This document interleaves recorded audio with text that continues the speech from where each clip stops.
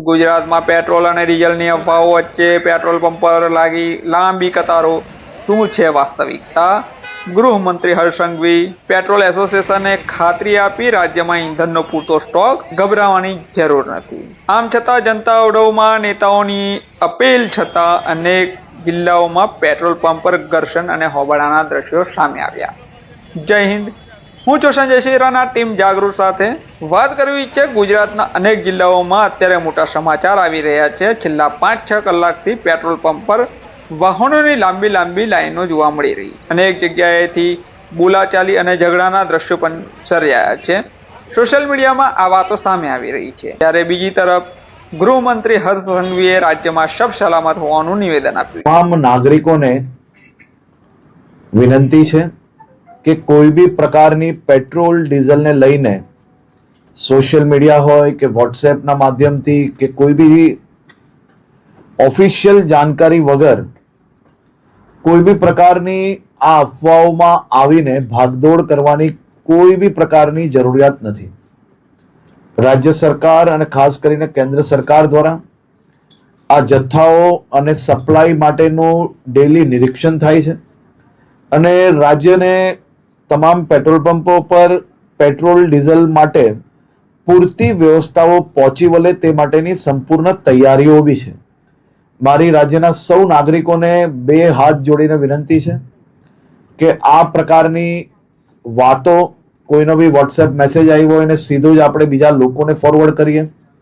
કોઈ બી પ્રકારની જાણકારી વગર, સંપૂર્ણ માહિતી વગર પોસ્ટ મૂકીને આપણે આપણી જોડે હજારો લોકોને કારણ વગરના એમનો સમય વેડફીએ અને સાથે કોઈ બી પ્રકારે શહેરમાં કે રાજ્યમાં આ પ્રકારની ખોટી માહિતીઓ ફેલાવનાર લોકો પર બી આવનારા દિવસોમાં કડક પગલાં ભરવામાં આવશે.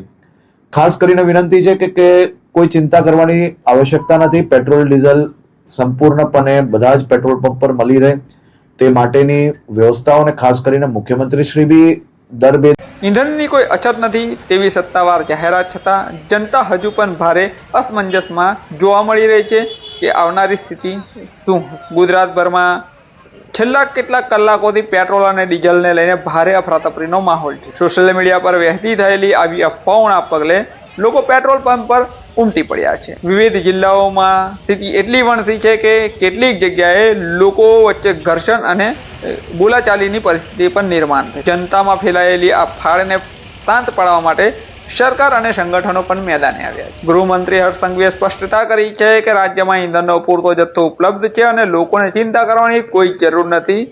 ત્યારે અમદાવાદ પેટ્રોલ એસોસિએશનના પ્રમુખ અરવિંદભાઈ પટેલે પણ એમના વિડીયો સંદેશમાં જણાવ્યું છે કે સપ્લાયમાં કોઈ અડચણ નથી, લોકોએ અફવાથી દૂર રહેવું જોઈએ. ભાઈઓ, છેલ્લા આજે 4-5 કલાકથી અમદાવાદના દરેક પેટ્રોલ પંપે લાઈનો લાગી છે પેટ્રોલ અને ડીઝલ માટે.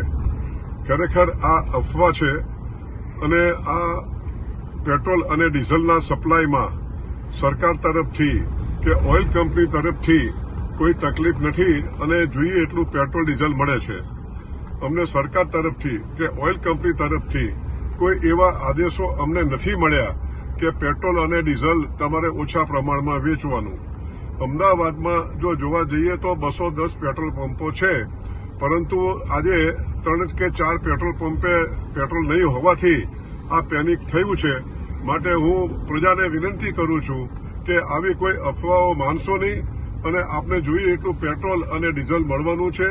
અને આવું જ્યારે પરિસ્થિતિ હોય ત્યારે આપણે અફવાઓ ન માનીને અને પેનિક ન કરવું જોઈએ અને અમારા પેટ્રોલ પંપને ના ડીલરોને આપ સાથ અને સહકાર આપો તેવી અમારી નમ્ર વિનંતી છે.